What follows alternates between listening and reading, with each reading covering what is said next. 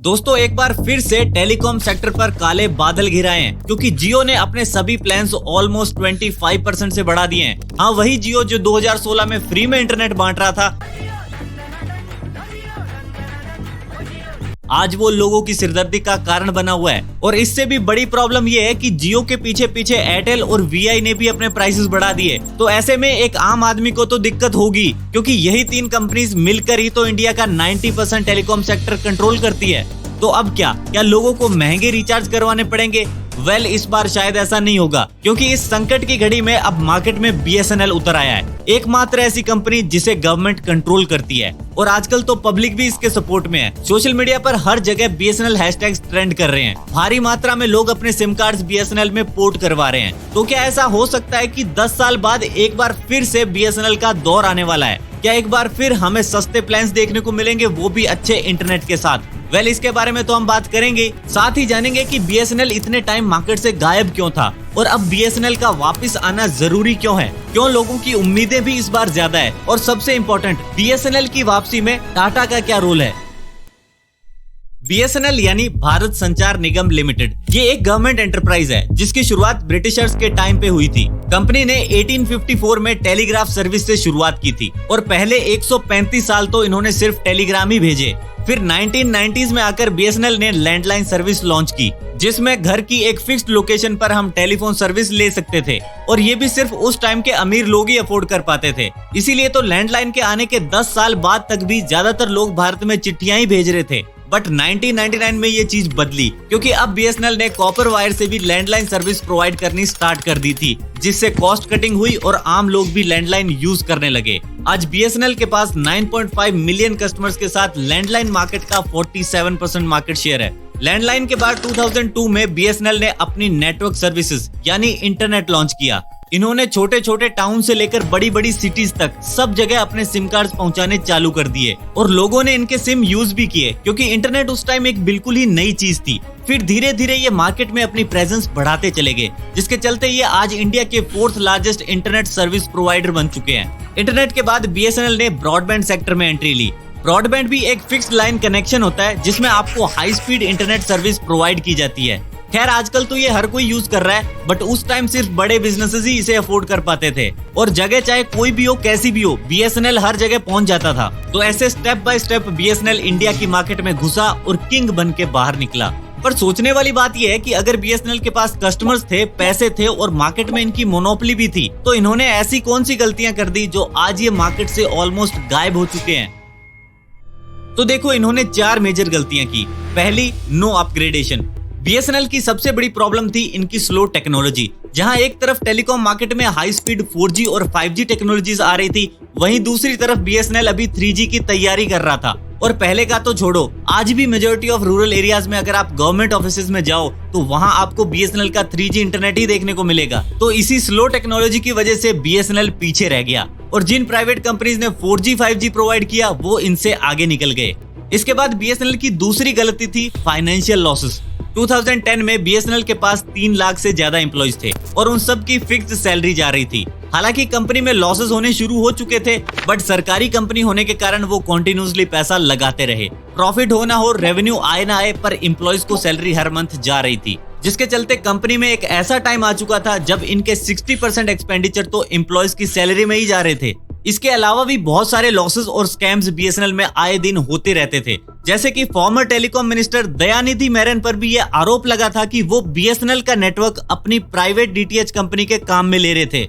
हालांकि जब उन पर आरोप लगा तो उन्होंने रिजाइन कर दिया, जैसा कि मिनिस्टर्स अक्सर करते हैं। सिर्फ इतना ही नहीं, इसके अलावा जब कभी भी बीएसएनएल की सर्विस बेटर करने के लिए या एक्सपेंशन के लिए कोई फंड रिलीज किया जाता है तो उसे भी ये बीच में ही गायब कर देते हैं। इसके बाद बीएसएनएल की अगली गलती थी बैड सर्विस।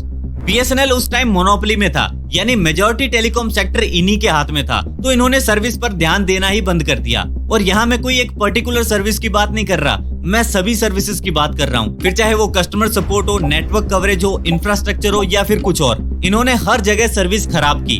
आप इनके ऑफिस चले जाओ तो पहले तो ये आपकी बात ही नहीं सुनते, फिर सुन भी लेते हैं तो जवाब नहीं देते, और देंगे भी क्यों? इन्हें पता है सरकारी जॉब है, काम करें ना करें जॉब तो हमारे पास ही रहेगी। तो ऐसे इन्होंने कस्टमर सपोर्ट सर्विस खराब की। फिर इनके इंटरनेट स्पीड और कवरेज में भी प्रॉब्लम्स आने लगी, और बीएसएनएल का इंफ्रास्ट्रक्चर तो इतना कमजोर और ऐसी लोकेशंस पर मौजूद था जहां टेक्नोलॉजी अपग्रेड करना ऑलमोस्ट इम्पॉसिबल था। इसके बाद बीएसएनएल की फोर्थ और फाइनल गलती थी कंपटीशन के लिए रेडी ना होना। बीएसएनएल का मार्केट शेयर एक टाइम अबव 30% था, जो आज सिर्फ 10% रह गया है, और बाकी 90% इन 3 बड़े प्लेयर्स के पास जा चुका है, जियो, एयरटेल एंड वीआई।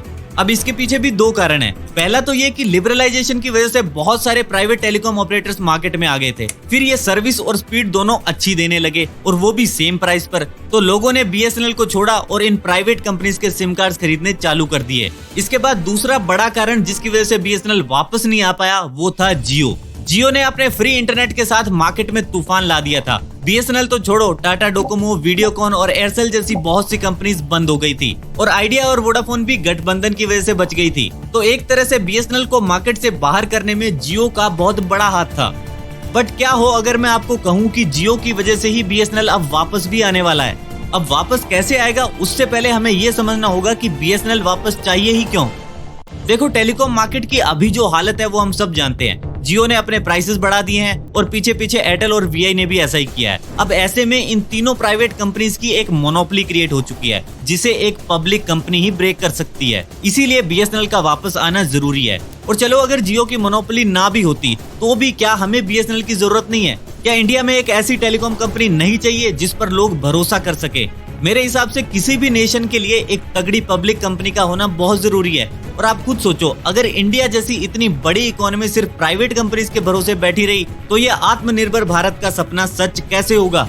इसीलिए बीएसएनएल को जल्द से जल्द 4G और 5G टेक्नोलॉजी को अडॉप्ट करना होगा। इसके अलावा बीएसएनएल का वापस आना इसलिए भी जरूरी है ताकि बढ़ते प्राइसेस को फिर से कंट्रोल किया जा सके, क्योंकि अगर ऐसा ही चलता रहा तो एक आम आदमी के लिए कॉलिंग और इंटरनेट यूज करना मुश्किल हो जाएगा, और अगर आम लोग ही इंटरनेट यूज नहीं करेंगे तो ये इंडिया डिजिटल होगा कैसे? इसीलिए अगर इंडिया को डिजिटल बनाना है तो इंटरनेट को अफोर्डेबल करना बहुत जरूरी है, नहीं तो ये 2-3 बड़ी कंपनीज मिलकर जो प्राइसेस डिसाइड करेंगी हमें वही पे करनी होगी। इसके अलावा बीएसएनएल को वापस लाना इसलिए भी जरूरी है ताकि आम जनता फिर से जेन्युइन प्राइस पर इंटरनेट यूज कर सके। चलो, अब ये तो पता लग गया कि बीएसएनएल की हमें जरूरत क्यों है, बट क्या सच में ये वापस आ सकता है? वेल, इन 3 रीजंस को देख के लगता है कि बीएसएनएल वापस जरूर आएगा। पहला, गवर्नमेंट सपोर्ट। देखो, बीएसएनएल एक गवर्नमेंट एंटिटी है, तो सरकार तो हर हाल में इसमें पैसा लगाएगी और लगा भी रही है। ये 2022 में गवर्नमेंट ने बीएसएनएल के रिवाइवल के लिए 1.64 लाख रुपीस स्पेंड करने का डिसीजन लिया है। हाँ, बीएसएनएल आज बहुत सारे चैलेंजेस फेस कर रहा है, बट अपॉर्चुनिटीज भी तो मिल रही है। ऐसे में गवर्नमेंट अगर अपना सपोर्ट दिखाए तो बीएसएनएल को फिर से टेलीकॉम सेक्टर पर रूल करने से कोई नहीं रोक सकता। इसके बाद बीएसएनएल के वापस आने का दूसरा बड़ा रीजन है पब्लिक सपोर्ट। जनता बीएसएनएल को फुल सपोर्ट कर रही है। कहीं आंदोलन हो रहे हैं, कहीं ट्विटर पर #BSNL ट्रेंड कर रहा है, और तो और लोग लाखों की तादाद में रोज अपने सिम बीएसएनएल में पोर्ट करवा रहे हैं। और ऐसा होना लाजमी है क्योंकि बीएसएनएल के प्लान्स बाकी कंपनीज के मुकाबले ऑलमोस्ट हाफ प्राइस पर मिल रहे हैं। तो यहाँ से ये क्लियरली पता चलता है कि इंडिया के लोग तो बीएसएनएल के लिए रेडी हैं। इसके बाद तीसरा और सबसे इम्पोर्टेंट रीजन है टाटा का गठबंधन। जी हाँ, हाल ही में गवर्नमेंट ने टाटा के साथ 15,000 करोड़ रुपए की डील साइन की है, जिसमें टाटा ने कोने कोने तक 4G इंटरनेट पहुंचाने की जिम्मेदारी ली है, और इनका ये भी कहना है कि 1 साल के बाद 5G भी ले आएंगे। अब यहाँ अगर और कोई कंपनी होती तो शायद लोगों को इतना भरोसा नहीं होता, पर टाटा की बात ही और है। टाटा नाम सुनते ही दिमाग में पहली चीज आती है ट्रस्ट, और इसीलिए लोग भी एक्साइटेड है, क्योंकि लोगों को ये पता है कि टाटा ने अगर किसी चीज में हाथ डाला है तो फिर वो काम जरूर होगा। और इनके पास तो टेलीकॉम सेक्टर का एक्सपीरियंस भी है, क्योंकि ये खुद टाटा डोकोमो जैसी कंपनी रन कर चुके हैं। बट क्या सिर्फ टाटा के साथ कोलैब करने से बीएसएनएल फिर से चल पड़ेगा, या फिर इन्हें कुछ और भी मेजर चेंजेस करने पड़ेंगे? तो देखो, ये सच है कि टाटा की सर्विस हर सेक्टर में अच्छी होती है, फिर चाहे वो आईटी हो, फैशन हो या ऑटोमोबाइल, ये 3rd ग्रेड काम करते ही नहीं है। तो यहाँ हम ये कह सकते हैं कि गठबंधन के बाद बीएसएनएल की नेटवर्क और कवरेज सर्विस बेटर जरूर होगी, बट प्रॉब्लम सिर्फ यही थोड़े ना है। नेटवर्क क्वालिटी के अलावा भी ऐसी बहुत सी प्रॉब्लम्स हैं जो बीएसएनएल को फिक्स करनी पड़ेगी। जैसे कि इनकी सबसे बड़ी प्रॉब्लम थी पुअर कस्टमर सपोर्ट। बीएसएनएल ने कस्टमर को कभी सीरियसली लिया ही नहीं था। ये ना तो टाइम पे ब्रॉडबैंड के कनेक्शन करते थे, ना कंप्लेंट रजिस्टर करते थे, और सोल्यूशन तो खैर इनके पास होते ही नहीं थे। इसके अलावा इनका स्टाफ भी बहुत रूडली बात करता था। तो BSNL को अगर कोई सबसे बड़ा चेंज लाने की जरूरत है तो वो है कस्टमर सेंट्रिक अप्रोच।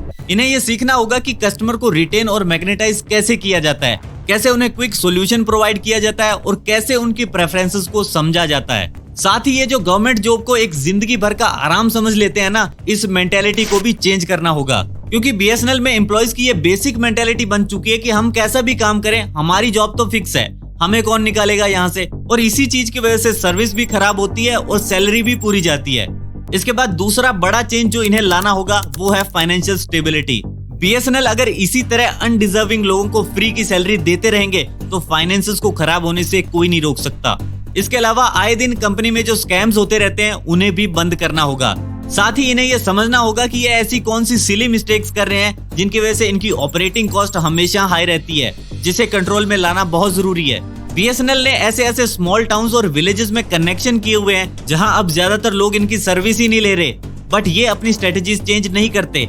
इनके यहाँ डिसीजन मेकिंग इतनी स्लो है कि जब तक कोई चेंज या अपग्रेडेशन का ऑर्डर पास होता है तब तक तो करोड़ों रुपयों का नुकसान हो चुका होता है। तो BSNL अगर अपनी डिसीजन मेकिंग फास्ट कर दे तो बेटर सर्विस भी प्रोवाइड कर सकता है और काफी सारे पैसे भी बचा सकता है। इसके बाद थर्ड और लास्ट चेंज जो इन्हें करना चाहिए वो है इनोवेशन।